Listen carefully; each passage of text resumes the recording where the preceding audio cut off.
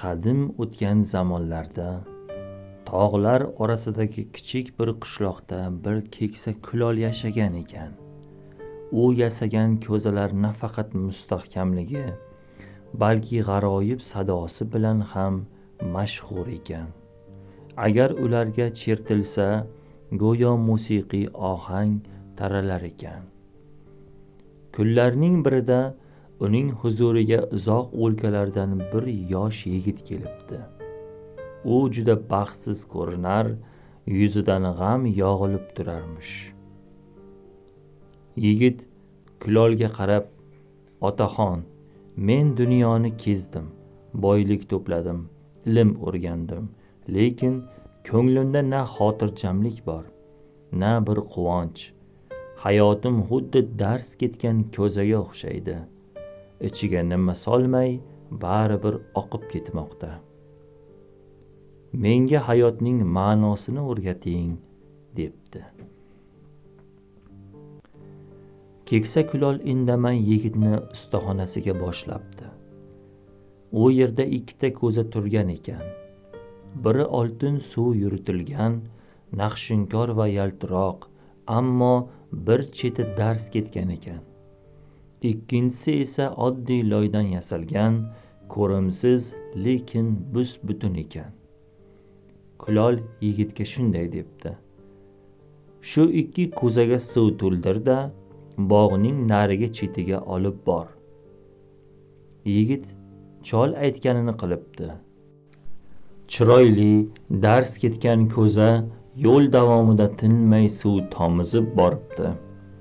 Oddiy loy ko'za esa suvni bir tomchi ham isrof qilmay manzilga yetkazibdi. Manzilga borganda chiroyli ko'zadagi suvning yarmi ham qolmagan ekan.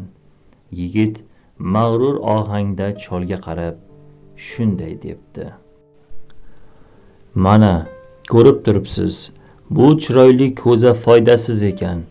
Uni tashlab yuborish kerak. Hayot ham shunday. Agar butun bo'lmasang, chiroyingdan nima foyda?" Kulol yigitga qarab tabassum qilib, orqaga qarashini so'rabdi.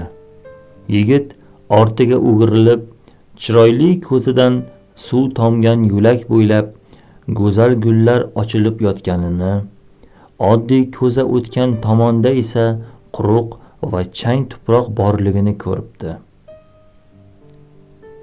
Keksa usta unga shunday deb javob qaytaribdi: "Bolam, sen o'zingni dars ketgan ko'za deb hisoblayapsan.